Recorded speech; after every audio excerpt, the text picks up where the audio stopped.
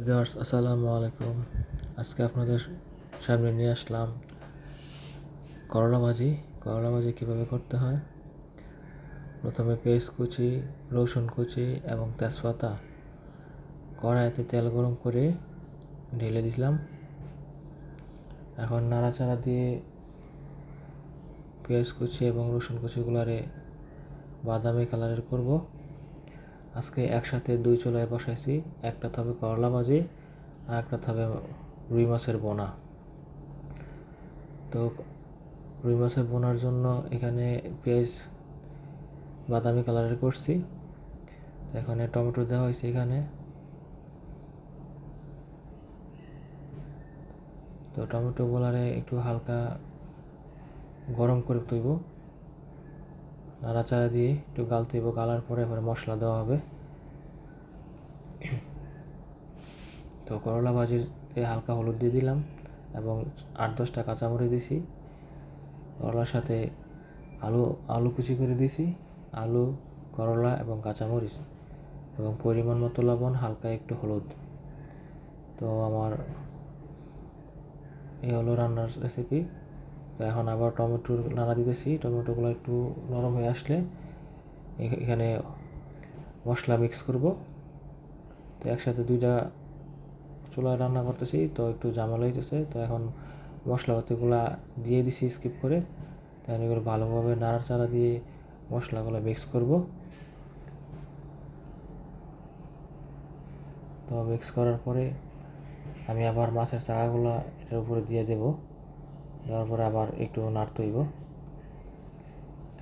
তো এই করলা হালকা হইতেছে, হালকা হালকা হালকা হয়েছে।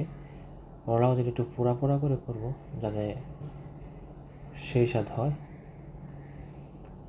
তো নাড়াচাড়া করতেছি, চুলা বাড়িয়ে দিয়েছি, বাড়িয়ে নাড়তেছি। তো এখন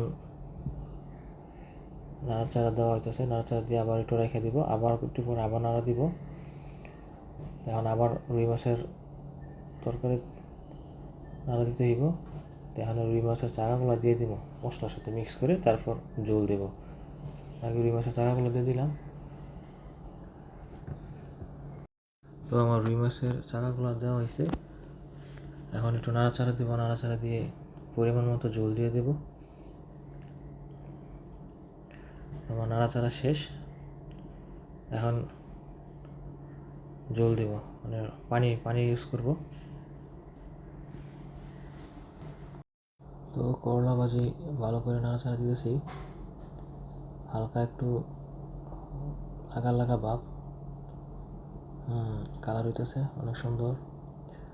তো মাছের বোনাও এদিক দিয়া জল দেওয়ার শুরু, জল দিয়ে দিলাম।